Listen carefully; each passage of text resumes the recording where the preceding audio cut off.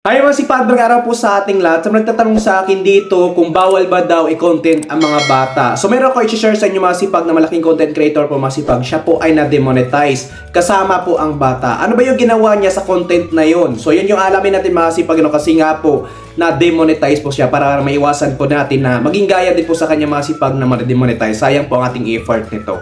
So panoorin natin na si Sir Nelvin Aguilos mga sipag. Tingnan natin kung anong senaryo, anong nangyari, bakit na-demonetize na mula-mula po masipag. And stream ads, subscription, stars, sa reels, ayan. So, panoorin natin masipag at pakinggan natin. Na-demonetize ako. Oo, tama yung narinig nyo tsaka yung nakikita nyo dyan sa screen.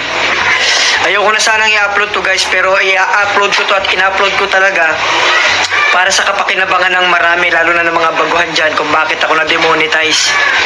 Guys, ang saklap nito, bire mo, isang linggo kung walang kikitain sa mga video ko.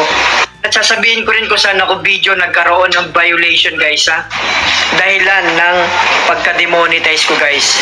Kaya kung isa ka sa mga bagong creator dyan, nagpaplano ka mag-vlog, panoorin mo to kasi itong video na ito ay para sa mga baguhang content creator na hindi marunong magbasa ng palisiya ni Facebook.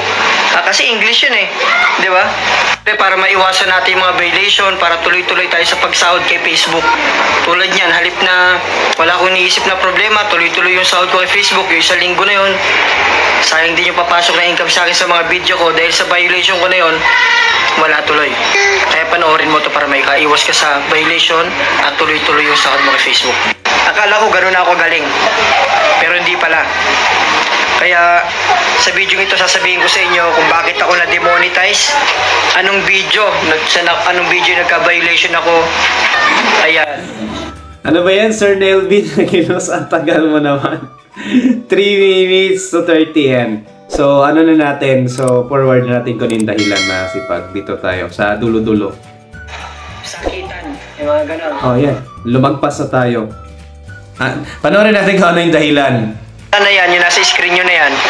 Yan yung video na nag-trending ko. Alam ko marami sa inyo nakapanood yan. Nag-trending kong video kahapon na binawal ko yung mga bata tapos pinagpapalo ko sa puwet.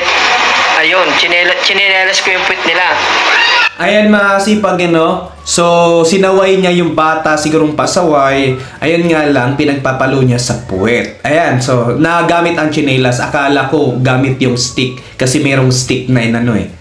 So, nabasa ko sa palisay ni Facebook, isa sa mga ayaw ni Facebook yung may pang-aabuso sa mga bata. Ayan. Tapos yung may mga physical na sakitan, yung mga ganon. So, nakita ni Facebook yun. Naka-highlights kasi sa video ko yun. Kaya, tinanggal ni Facebook yung video na yun. Kaya hanap ako ng hanap, wala akong makita. So, tinanggal niya dahil nagka-violation siya ng harassment. Ayan na mga sipag, bibigyan natin ng pag ganitong mga violation po mga sipag.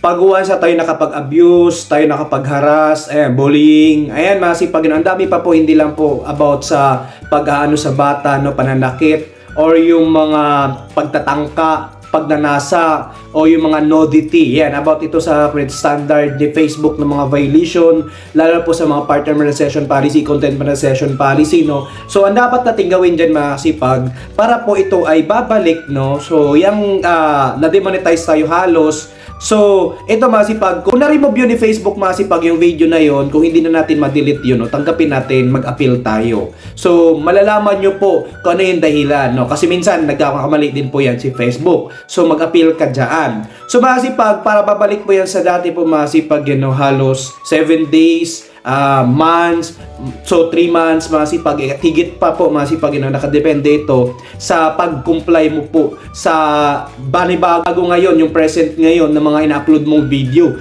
Dapat na-comply na tayo mga sipag, para yung performance natin ay talagang good. At mga kasipag, yung mga issue na yan na community standard, hindi po yan mawawala pag na-remove na po ni Facebook. History na lang yan. Hayaan na lang po yan dyan mga sipag. Patuloy ka lang po, consistent sa pag-upload ng video. Then na-comply sa policy po ni Facebook sa partner monetization policy nila. Mga sipag sa community standard po. So iwasan po talaga natin na makapaglabag tayo dito. Lalo po sa community standard ni Facebook, yung mga mura. Kahit comments yan mga kasipag. Yung, yun na nga, kagaya kay Sir, So hindi naman po bawal na kasama ang bata sa atin. Ang bawal lang talaga dito yung merong mga madedetect na ito panghaharas, pagtatangka, yung mga sigawan, yung mga iba no na something sa parang harassment, bullying, abuse, and so at iba pa mga nudity no pagbawalan nyo po. So ang dami pa pong mga bawal po sa policy po ni Facebook. Ang dapat nyo pong gawin dito pag halos na tayo ay ma-demonetize ay ayun na nga, mag-appeal tayo, na comply tayo dapat sa policy po ni Facebook. Huwag kayong mag-alala, babalik at babalik po yan. So magtiwala lang, comply lang, consistent sa pag-upload ng video. Enjoy lang po natin masipag babalik at babalik, mag-appeal ka lang dyan para maging aware po ang bawat isa. So yun na po masipag na share ko sa inyo ni Sir Nelvin Aguilo. Shoutout po sa inyo, sir, at maraming salamat po sa inyong panonood mga kasipag. Sana po meron kayo natutunan sa content video na ito na share po natin para maging aware po ang bawat isa. So yun na po masipag, sana po meron kayo natutunan sa content video at sana po nakatulong. At kung nagustuhan yung video masipag, po-support na po sa ating YouTube channel Chris TV po masipag, pa-subscribe naman po kung hindi pa po kayo nakasubscribe, at pindutin na rin po ang bell button para masijay bagong video upload. At kung mayroon ka suggestion at kinangan masipag, mag-comment na din sa baba para pag nabasa ko yun, sasagutin ko yan at magagawan pa natin ng content video yan hanggang sin pa kaya. At huwag rin po kalimutan mag-like and share. Mga sipag, maraming salamat for panood. Have a nice day and God bless all.